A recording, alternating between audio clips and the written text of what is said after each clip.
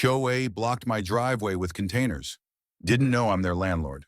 The morning sun glinted off the steel containers, but their shadow over my driveway felt like a declaration of war. My name's Marcus, 38, a property investor who'd quietly amassed half the lots in Willow Creek, a tidy suburban enclave. I lived in one of my rentals, blending in as just another neighbor. My landlord's status a closely guarded secret. The HOA, led by Karen Pritchard, ruled the neighborhood like a fiefdom, their rule book thicker than a phone directory. I'd stayed under their radar, paying dues through a proxy, avoiding their petty dramas. But Karen's latest stunt, dumping 2 rusted storage containers to block my driveway, lit a fuse I didn't know I had. It started months ago, subtle at first. Karen, with her bleached bob and perpetual scowl, patrolled Willow Creek like a self-appointed sheriff. She'd fine people for untrimmed hedges, unauthorized mailboxes, or kids' chalk drawings on sidewalks. I watched from my porch, amused but detached.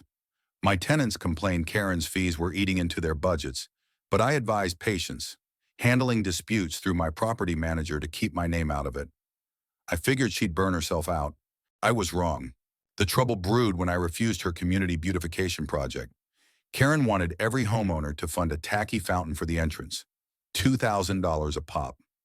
My proxy voted no, citing budget concerns for my tenants. Karen didn't take kindly to dissent. She started targeting my property's citations for faded paint on houses I'd just renovated, warnings about excessive garden gnomes on a tenant's lawn. I smelled a vendetta, but I stayed calm, documenting every move. Then came the containers. It was a Thursday, 6 a.m., when the rumble of a flatbed truck woke me.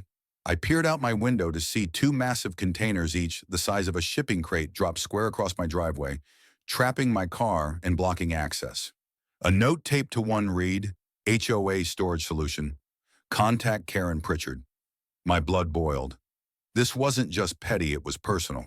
I called my property manager, Leah, who confirmed Karen's plans. She'd lease the containers to store HOA equipment, claiming my driveway was communal property since I'd parked there too often. It was nonsense, and she knew it. I stepped outside. Neighbors already whispering from their lawns. Karen arrived, flanked by 2 HOA board members, her smirk practically audible. "Morning, Marcus," she chirped, clipboard in hand. "This is for the community. Your driveway's been an eyesore." I clenched my fists, my voice steady but sharp. "This is my property. Karen, move them. Now."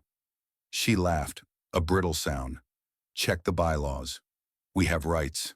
Her board members shifted uncomfortably, but Karen was in her element, reveling in the power trip. My tenants, watching from their windows, looked to me, their trust hanging by a thread. The standoff escalated fast. I called the county sheriff, who arrived to a scene straight out of a sitcom. Karen waving her rule book, me pointing at the containers, neighbors filming on their phones. The sheriff, a no-nonsense guy named Torres, reviewed my deed and shut Karen down. "This is private property, ma'am. You've got no authority here." Karen's face reddened, but she doubled down, claiming eminent domain for the HOA.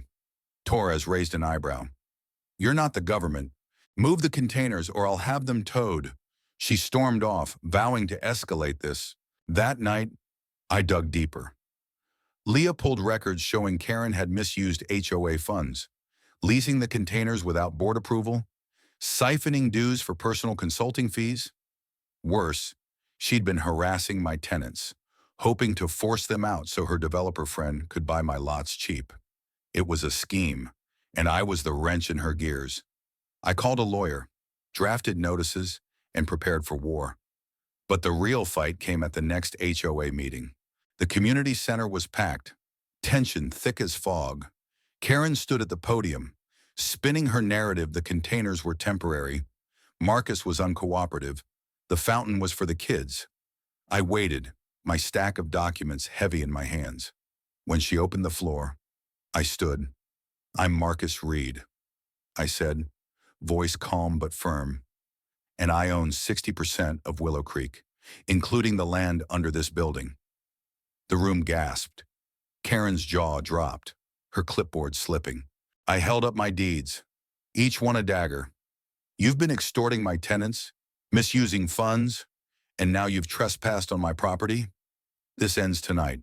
The crowd erupted, some cheering, others shouting at Karen. I laid out the evidence, bank statements, emails, the container lease she'd forged. Her board members shrank in their seats, one resigning on the spot. Karen tried to interrupt, her voice shrill. This is a witch hunt, but the neighbors weren't buying it. They'd endured her fines, her bullying, her fake smiles. A retiree, Mrs. Lopez, stood up. You fined me $500 for my rose bushes.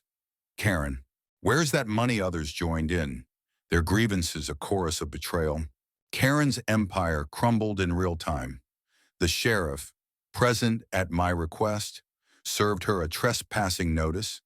My lawyer followed with a cease and desist, citing HOA violations and fraud. The neighbors voted to dissolve the HOA, effective immediately, and elected a new board to oversee the transition. Karen fled the meeting, her heels clicking like a retreating army. But the fallout was just beginning.